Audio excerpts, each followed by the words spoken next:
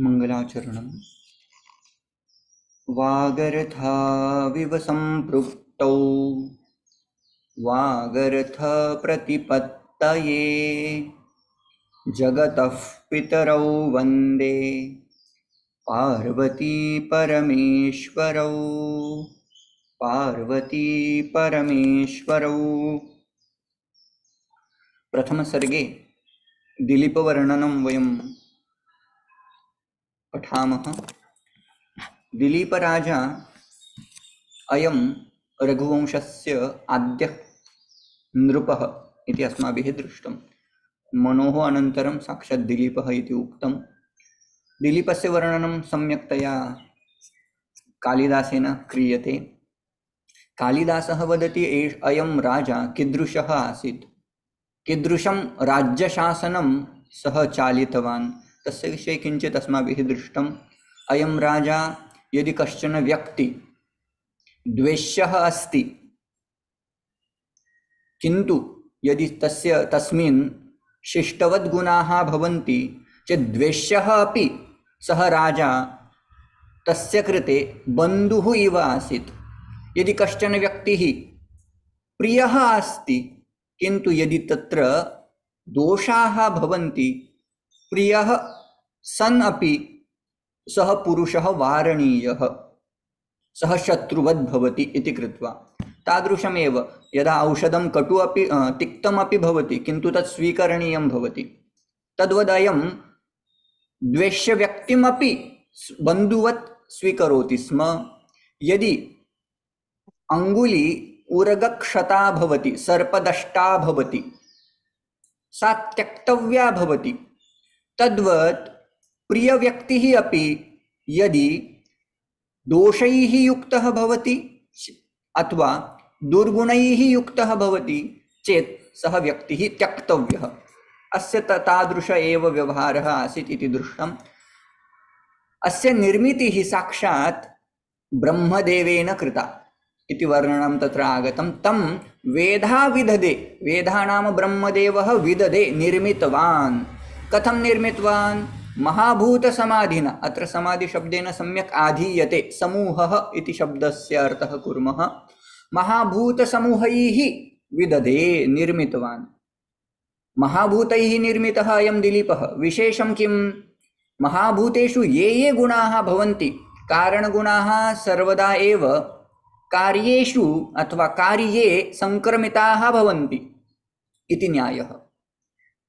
कारणे ये ये गुणाः सन्ति ते सर्वदा कार्यमध्ये आगच्छन्ति। तथैव ये ये गुणाः पञ्चमहाभूतेषु भवन्ति ते सर्वेपि गुणाः राजनि अथवा राज्ञि दिलीपे दृश्यन्ते इति तत्र परार्थ एकफला गुणाः राजनि दृश्यन्ते इति वर्णनं कालिदासेन कृतः। ततः अन्तिमः श्लोकः नाम अस्य दिलीपवर्णनस्य 30 अथवा 30 श्लोकः यः अस्ति, तस्यापि सम्यक् चिन्तनं कृतं। किञ्चित् तत्र उल्लेखनीयम् आसीत् गतकक्षायां मया, तथा अस्य उपरि चिन्तनं न विहितम् आसीत् इति कृत्वा पुनः अस्य श्लोकस्य चिन्तनं वयं कुर्मः। ततः अग्रिमं विषयं प्रति गच्छामः। अत्र सम्यक् चिन्तनम् एवं वर्तते। सः दिलीपः शशास YONO. शशास word is lit lakaranta form. It means he ruled over what, or he ruled what? Urvim. Kam शशास उर्विम नाम पृथिवीं शशास। तत्र सर्वदा किं कर्तव्यम्? अन्वय अत्र न प्रदत्तः, किन्तु अन्वये क्रियापदम् आनेतव्यं। शशास, ही रूल्ड ओवर। ओके, सः शशास। कां शशास इति प्रश्नश्चेत् ऊर्विं शशास इति अर्थः। सः ऊर्विं शशास। कीदृशीम् ऊर्विम्? अधुना वेलावप्रवलयां परखीकृतसागराम् अनन्यशासनाम् एते त्रयः शब्दाः उर्व्याः विशेषणानि भवन्ति। इमानि पदानि उर्व्याः विशेषणानि सन्ति। प्रथमं विशेषणं किं?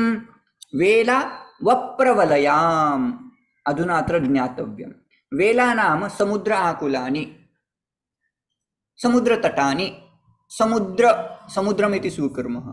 वप्र नाम भित्तिः। अत्र विशेषणं पश्यन्तु कीदृशम् अस्ति। वेला वप्र नाम भित्तिः, तदेव वलयं नाम यत् चारों ओर से जो होता है, सर्वतः यद भवति, दैट इज कॉल्ड भित्ति। दुर्गम, if you have seen fort, you will see this kind of structure. सः दिलीपः उर्वीं शशास। कीदृशं शशास? एकपुरीम् इव। एकपुरीम् इव नाम like a city. It becomes very simple to rule over one city. Why? Because it is very short.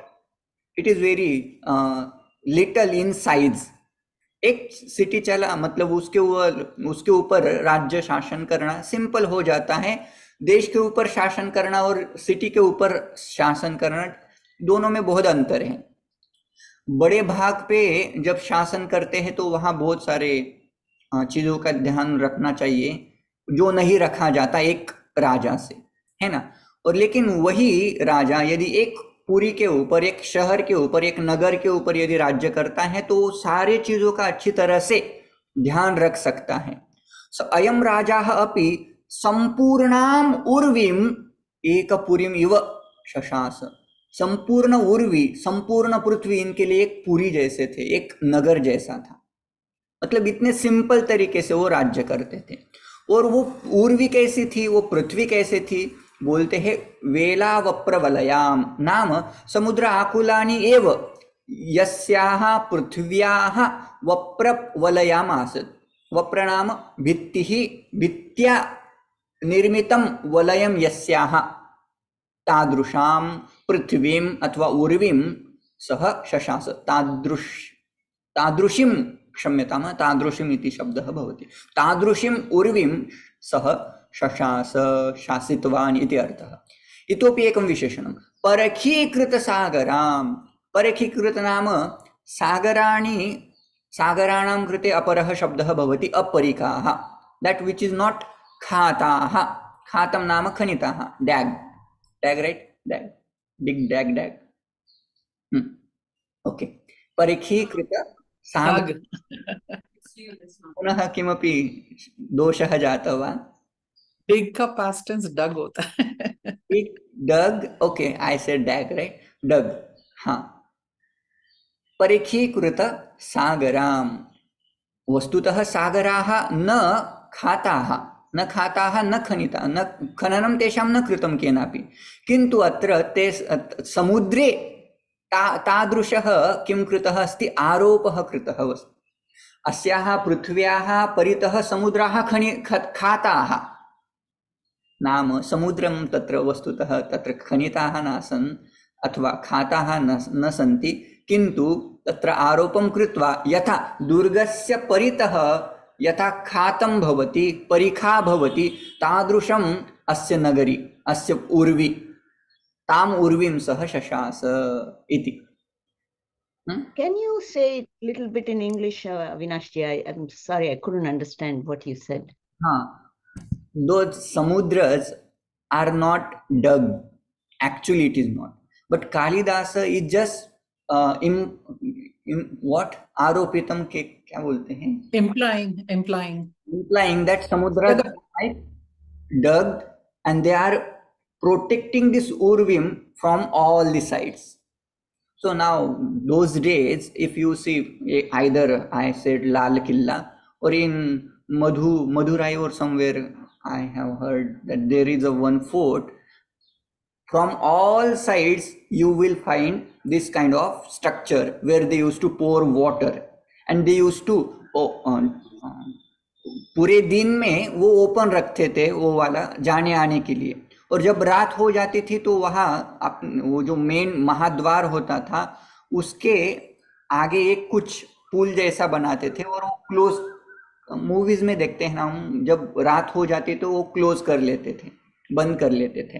वैसे ही इन्होंने संपूर्ण पृथ्वी मानो एक किले जैसी है अथवा एक सिटी जैसी है, और प्राचीन काल में एक दुर्ग होता था जिसके अंदर एक पूरा नगर बैठ जाता था, है ना। So this kind of Prithvi, it was like a city, and from all the sides 4 समुद्रस or 4 oceans were protecting that Urvi. That's how Kalidasa has imagined his. We have just one sentence for Miraji. Yeah, just like the earth is surrounded by the oceans. The earth ruled by him is surrounded by the ocean, just like a moat surrounds a fort. That's what the Kalidas ji is trying to say. Yeah. Then Ananya Shasanam Urvi. This is simple Visheshana. यस्यां पृथिव्यां अन्य शासनम नास्ति, अन्यः अनन्यः. Only Dilip was a king, others were, but they were samantas. Under him they used to work. That's how. So it means what? He was a Chakravarti king. That's how Kalidasa wants to say, and very simply he used to run the kingdom. That is the message from Kalidasa. Okay, now next, let me move to new topic. Now this topic got over. Dilipa Varnanam elaborately we have seen. What is now we are going to see? Dilipa has a queen now. Her name is Sudakshina. तस्याः वर्णनं कीदृशं कृतं कालिदासेन, तत्र उपमा कालिदासस्य इति उक्ति प्रसिद्धा खलु, भवन्तः अत्र पश्यन्ति कीदृशं सः उपमाम् अथवा उपमानं तत्र उपस्थापयति इति। दिलीपस्य पुत्रप्राप्तेः इच्छा इति अपरः विषयः अस्ति। सः किम् इच्छितवान्, ततः सः किं करोति, तस्य वर्णनं वयं पश्यामः। प्रथमश्लोकः वर्तते, तत्र पुत्रप्राप्तिसमुत्सुकता इच्छा तत्र दर्शते। ततः वसिष्ठाश्रमं प्रति गमनं 31तम श्लोकात् आरभ्य 35तम श्लोकपर्यन्तं तद्वर्णनं भवति। पश्यामः। तस्य दाक्षिण्यरूढेन नाम्ना मगधवंशजा पत्नी सुदक्षिणेत्यासीत् अध्वरस्येव दक्षिणा। उपमां पश्यन्तु अधुना। इव शब्दः उपस्थापितः। यदा श्लोकः पश्यामः क्रियापदम् अन्वेष्टव्यं। क्रियापदं किं जानन्ति वा? अत्र पश्यन्तु, अन्वये लप्स्यते। क्रियापदं किम् अस्ति?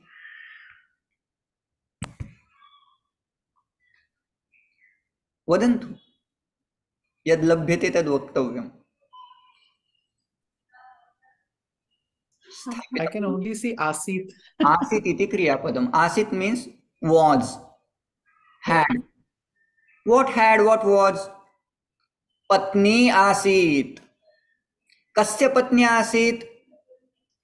Tasya patni asit. Tasya नाम प्रकृतविषयं कस्य प्रचलति? दिलीपस्य इति कृत्वा तस्य नाम दिलीपस्य पत्नी आसीत्।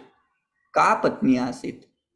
तस्याः नाम किम् उच्यते? सुदक्षिणा इति नामा पत्नी आसीत्। तस्याः नाम सुदक्षिणा इति आसीत्। कीदृशी आसीत् सा? कस्याम् अथवा कस्मिन् वंशे सा जाता? यदि राज्ञः रघुवंशस्थः अस्ति, तस्याः कृते यदि पत्नी आवश्यकी चेत् सापि उच्चवंशस्था भवेत् खलु इति कृत्वा अत्र मगधवंशजा।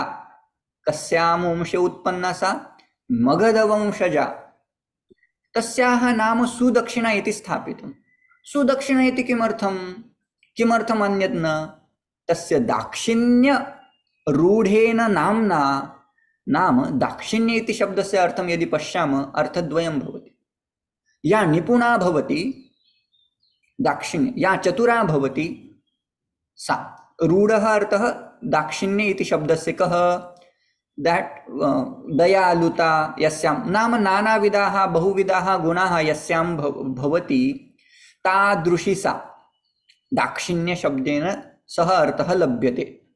what is generosity अथवा this word. Okay, सः एकः अर्थः. अपरः अर्थः कः? दाक्षिण्य इति शब्दस्य परछन्दानुवर्तित्वं नाम परनाम अपरः व्यक्तिः, अदर पर्सन. छंद नाम सः कीदृशं चिन्तनं करोति, तस्य अंतःकरण वृत्ति कीदृशी भवति, तद् अनुगुणं यस्याः वर्तनं भवति, यस्य वृत्तित्वं भवति, तादृशी. दाक्षिण्यम नाम दूसरों के अंतःकरण में क्या चल रहा है उसको पहचान के उसके अनुरूप व्यवहार करना, उसको बोलते हैं दाक्षिण्यता अथवा दाक्षिण्यम. तेन रूढ़ शब्दः नाम प्रसिद्धः शब्दः. दाक्षिण्य रूपी यः प्रसिद्धः शब्दः, तस्य नाम्ना अधुना उपमा किं दीयते? अध्वरस्य पत्नी का भवति, यज्ञपत्नी का भवति, जानन्ति वा?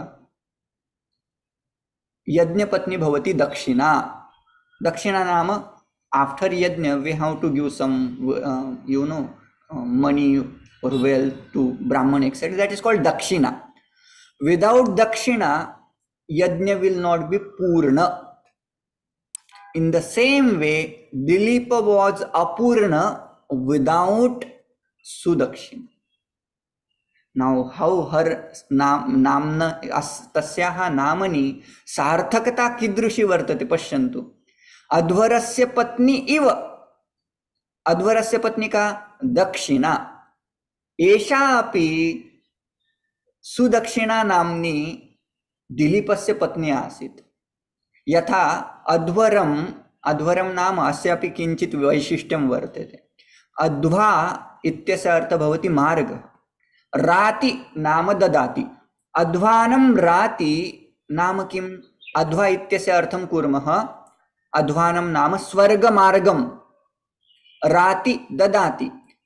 यज्ञ means it is a means to achieve swarga, or it is the way, it is a path, it is a instrument to attain swarga, right? That is the meaning of adhvarah, adhvar shabda. अध्वानं राति स्वर्गमार्गं ददाति इति अध्वरः. तस्य अध्वरस्य पत्नी का दक्षिणा. ताम दक्षिणाम इव सुदक्षिणा आसीत. तो उनके नाम में जो सार्थकता है वो दिखाते हैं. जैसे दक्षिणा के बिना यज्ञ पूर्ण नहीं होता और दक्षिणा से ही यज्ञ पूर्ण होता है, वैसे सुदक्षिणा रूपी पत्नी या आसीत ताम विना दिलीपः पूर्णः न, अथवा तया सह एव दिलीपः पूर्णः. धार्मिक कार्येषु पत्नी आवश्यकी भवति इति कृत्वा पत्नी शब्दः अपि पश्यन्तु. पत्युर्नो यज्ञ संयोगे इति पाणिनिः वदति. पत्नी शब्दः कथम् आगतः? यदि यज्ञ संयोगः अस्ति तदा एव पति इति शब्दात् पत्नी इति शब्दः उत्पद्यते. मतलब यदि धार्मिक कार्य करने हो ना, तभी पत्नी शब्द उपयुक्त होता है. और पत्नी का वहाँ आपने रामायण देखा है, जब राम जी अश्वमेध याग करते हैं, सीता के बिना परफॉर्म नहीं कर सकते हो, तो उन्होंने सुवर्ण मूर्ति निर्मित की थी और उसके बाद उनको रख करके उन्होंने यज्ञ किया था. Because without wife nobody can perform धार्मिक क्रिया. That is for sure in Dharma Shastra. Now let's see what Mallinatha says. तस्य राज्ञः दिलीपस्य मगधवंशे जाता. मगधवंशजा नाम किं? मगधवंशे जातः, one who has born in मगधवंश. Now कथम अयं शब्दः साधितः? उच्यते सप्तम्यां जनेर्डः प्रत्ययः क्रियते. जः इति प्रत्ययः तत्र डः इति प्रत्ययः क्रियते, अकार अवशिष्यते.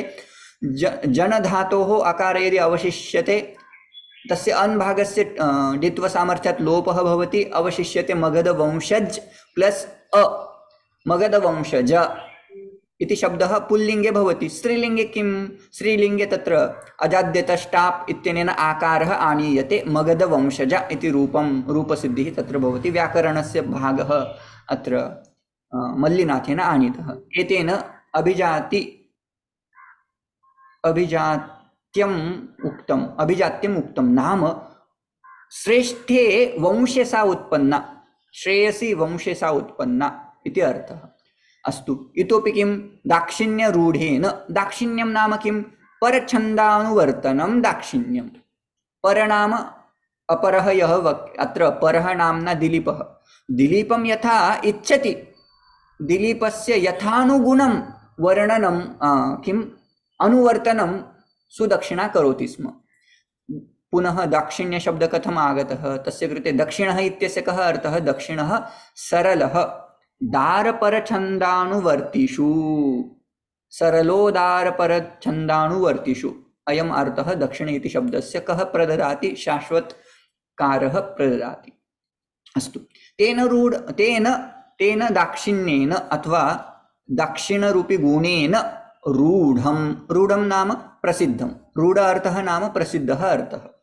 तेन नाम्ना, तेन दाक्षिण्य नाम्ना अध्वरस्य नाम यज्ञस्य दक्षिण आख्या पत्नी इव सुदक्षिणा इति पत्नी आसीत्। सुदक्षिणा इति प्रसिद्धा पत्नी आसीत्।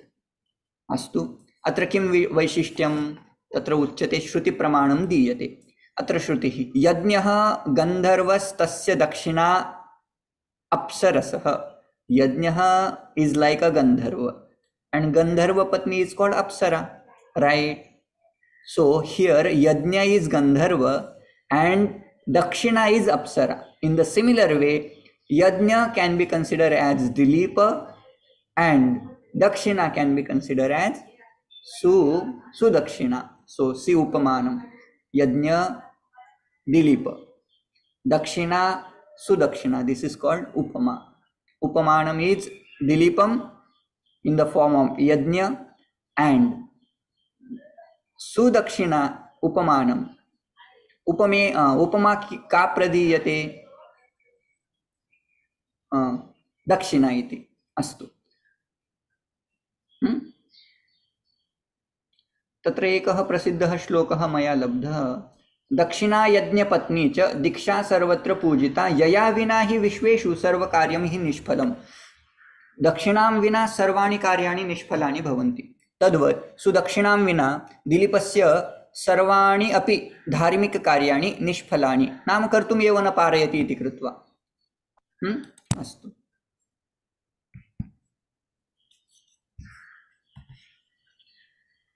अग्रिमः श्लोकः। कलत्रवन्तम् आत्मानं, तत्र मकारस्य अनुस्वारस्य मकारः कर्तव्यः। पुनः आत्मानम् इत्यत्रापि क्षम्यतां, तद्मया सम्यक्तया न कृतं। कलत्रवन्तम् आत्मानम् अवरोधेऽपि अवरोधे महत्यपि तया मेने तपस्विन्या लक्ष्म्या च, तपस्विन्या तृतीया अस्ति, लक्ष्म्या च वसुधाधिपः। क्षम्यतां, पुनः एकवारं वदामि। कलत्रवन्तमात्मानम् अवरोधे महत्यपि तया मेने मनस्विन्या लक्ष्म्या च वसुधाधिपः। अत्र दोषनिवारणम् एकवारं करोमि।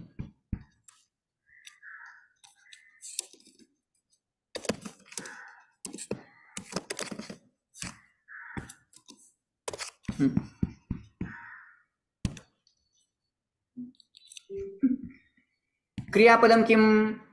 मेने इति क्रियापदं। सः एवं मन्यते स्म, अमन्यत। He used to consider or he considered. What he considered? सः आत्मानं कलत्रवन्तं मेने। कलत्रं पत्नी, वन्त भवन्तः सर्वेपि वतु प्रत्ययं जानन्ति। धन धनवान्, तस्य द्वितीया विभक्ति भविष्यति धनवन्तं। विद्या विद्यावान्, तस्य द्वितीया विभक्ति भविष्यति एकवचनं विद्यावन्तं। विद्यावान् विद्यावन्तौ विद्यावन्तः विद्यावन्तं। तद्वत् कलत्रवान् कलत्रवन्तौ कलत्रवन्तः कलत्रवन्तं। सः दिलीपः, सः वसुधाधिपः स्वात्मानम आत्मानम स्वयं किं मेने उच्यते सः आत्मानं कलत्रवन्तं मेने.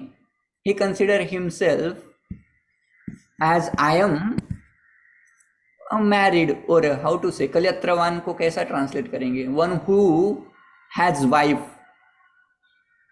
He regarded himself as having wife, right, that way. अवरोधे महत्यपि, महति अपि अवरोधे सति, सति सप्तम्याः उपयोगः दृष्टः. तस्य राज्ये, दिलीपस्य राज्ये अथवा तस्य प्रासादे अवरोधः आसीत्. अवरोधः नाम किम्? अवरोधे प्रासादे कलत्रसमूहः भवति. नाम राज्ञः बहुवल्लभाः राजानः इति उक्तिः अभिज्ञाने प्रसिद्धम्. राज्ञः बहव्यः पत्न्यः अथवा महिष्यः भवन्ति स्म. One king can have many wives. Here avarodha word used for many wives. In his prasada, in his king, palace, he had many wives. Mahati avarodhe sati api, but he never considered them as wife.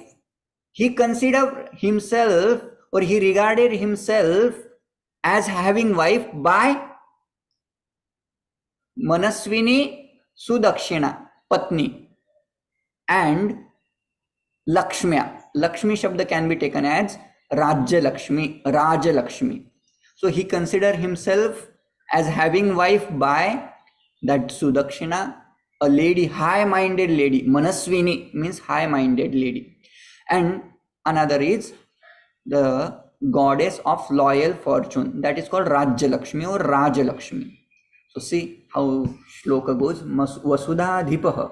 Again Raja here Kalidasa does not put as Dilipaha. He said Vasudha Adhipaha, one who protects that earth, one who is the Adhipaha of earth.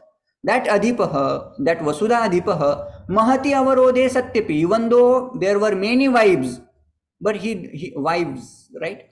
He never considered himself as Kalatravan because of them, but he considered himself as Kalatravan because of Sudakshina and kingdom or Rajya Lakshmi.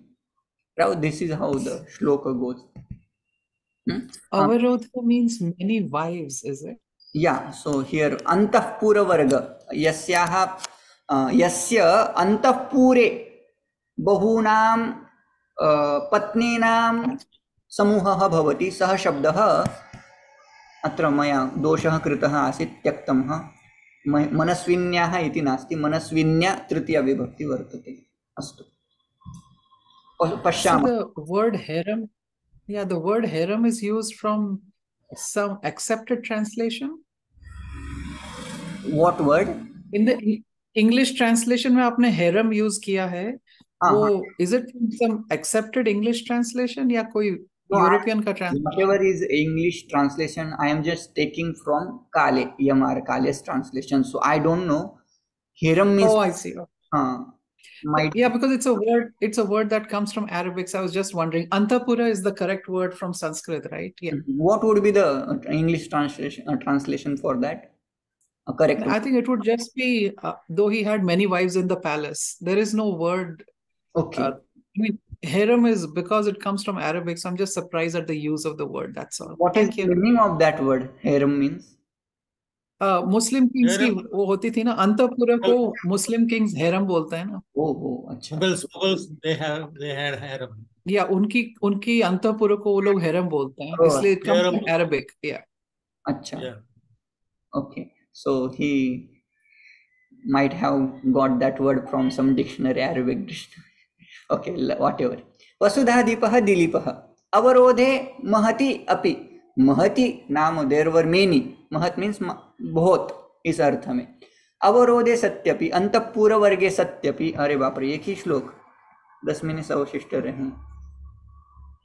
Manaswini नाम किम? दृढ़चित्तया, one who was दृढ़चित्ता, मनस्विनी who Sudakshina पतिचित्तानुवृत्त्यादि निर्बंधन क्षमया तृतीया पुनः कृता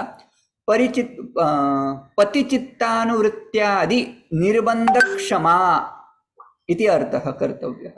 One who can act accordingly his what husband wants. तो जो अपने पति के अनुरूप, जो पति के लिए योग्य है, उसके अनुरूप जो वर्तन करती है, वैसी वाली मनस्विनी, हाई माइंडेड. ओके. तया सुदक्षिणया, फर्स्ट थिंग. सेकेंड, लक्ष्म्याच. लक्ष्म्याच इत्यस्य कः अर्थः? राजलक्ष्म्याच. राज लक्ष्मी नाम किंगडम एक्सेट्रा. आत्मानं कलत्रवन्तं, कलत्रवन्तं भार्यावन्तं पत्नीवन्तं मेने. He consider himself as having wife. That way. कलत्रं श्रोणी भार्ययोः. कलत्रं नाम किं? श्रोणी भार्या इति अमरकोशः. वसुधाधिपः इत्यनेन वसुधया च इति गम्यते. वसुधया सः स्वात्मानं कलत्रवान् मन्यते स्म. एतादृशः पश्यन्तु, कलत्रं, भार्या, पत्नी, दारा, एतान् शब्दान् पश्यन्तु. कलत्रम् इति नपुंसकलिङ्ग शब्द, दारा इति पुल्लिङ्गः शब्द, भार्या पत्नी इति स्त्रीलिङ्ग शब्दः. विभिन्नानां शब्दानां प्रयोगः अयम् आचरति कालिदासः. कलत्रं, कलत्रं कलं त्रायते इति कलत्रं. कुलं या रक्षति इति कृत्वा कलत्रम् इति कर्तुं शक्यम् इति मन्ये. दारा, अस्याः व्युत्पत्ति किञ्चित् भिन्ना एव दीयते. गौरी माहुलीकर वर्याः अस्य विषये वदति स्म. सा वदति स्म, दारयति बन्धुबान्धवादीन् इति दारा. वन हू सेपरेट्स बंधु बांधव from husband is called Dara, पत्नी, राइट. दारा. भार्या भरण पोषणयोः इत्यस्मिन् अर्थे भार्या शब्दः उपयुज्यते. One who nourishes whole family, that is called भार्या. पत्नी पत्युर्नो यज्ञ संयोगे, टू परफॉर्म धार्मिक क्रिया one should have wife. That time only that wife is going to get patni shabda. Otherwise she would be called bharya, she would be called dara or kalatram. You see. Okay. Let me complete at least this verse. Shloka. तस्यामात्मानुरूपायाम् आत्मजन्म समुत्सुकः विलम्बितफलैः कामलं सनिनाय मनोरथैः.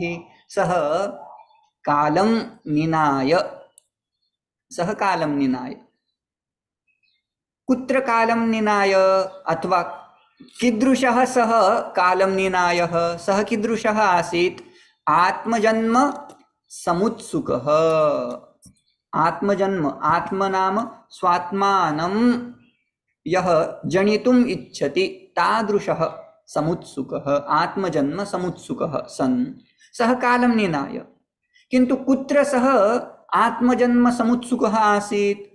आत्मानुरूपायां तस्यां सुदक्षिणायां.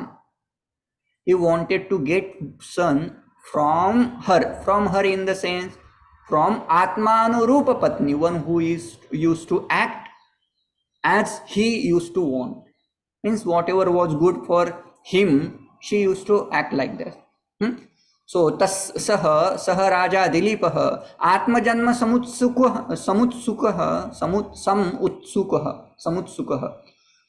आत्मानुरूपायां तस्यां सुदक्षिणायां पुत्रः इच्छति स्म. सः तस्य कर्मणि सः विलम्बितफलैः मनोरथैः कालं निनाय, कालं यापितवान्. He just spent his time of getting son from her, but his manoratha was not sapala. Vilambita phalaihi manorathaihi. He was not success in that. Okay, he didn't get Atmanurupa, Atmajanma Samutsukah Dilipah was not able to get a son. Okay, that is the Varnanam, how it does. Sah Raja Dilipah Atmanurupayaam Tasyam. Atmanurup Shabda is very simple, so he didn't didn't comment upon this.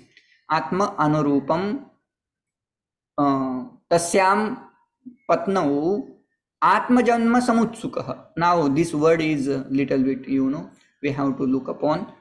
Atmanah Janma Yasya Asau Atmajanma. Now Atmajanma word we need to understand. What is Atmajanma? Atmanah Janma Yasya. Atmanah yah vyakti punah Atmanam utpadayati. Sah vyakti Atmajanma iti uchyate. आत्मजन्म पुत्रः नाम अत्र कथम अर्थः स्वीकर्तव्यः अस्माकं शास्त्रे एवम् उच्यते आत्मा वै पुत्रनामासि अथवा तत्र एक अपरा श्रुति वर्तते आत्मा वै जायते पुत्रः a person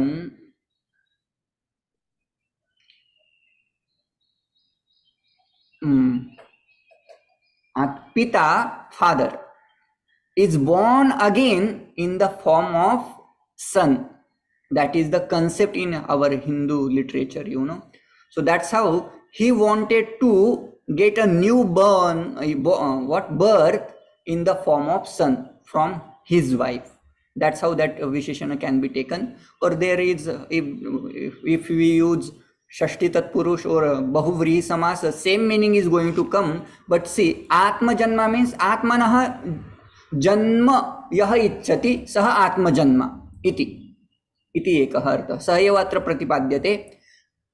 Athva Atmanah Janma tatra ekah Atmanah Janma Yasya iti Bahuvrihi Kritah Atmanah Janma Yasya असौ आत्मजन्म आत्मजन्म नाम पुत्रः इति एकः अर्थः द्वितीयः अर्थः कः आत्मनः जन्म यः इच्छति पुत्ररूपेण स्वात्मानं यः उत्पादयितुम् इच्छति सः आत्मजन्म आत्मजन्म आत्मजन्म both there are two words but meaning will be little bit changing according to samasa.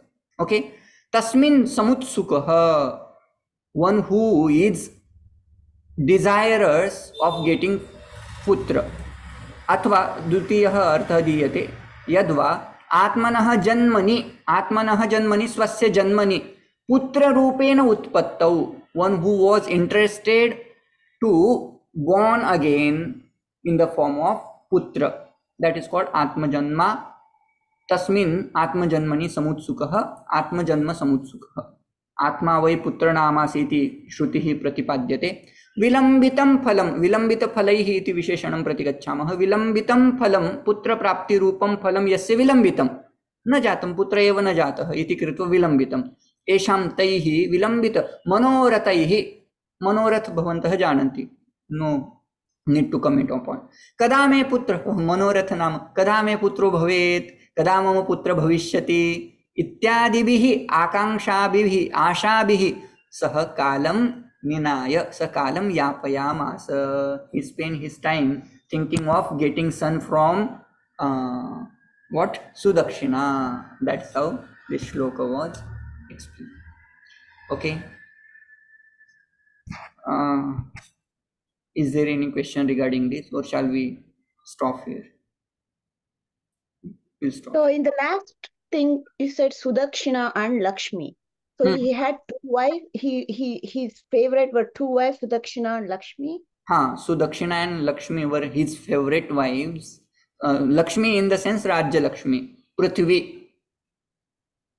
Oh, so okay. So his favorite wife was Sudakshina. Sudakshina and kingdom and his kingdom or Prithvi. Yes. Okay, now interesting shlokas are coming, but time doesn't provide us.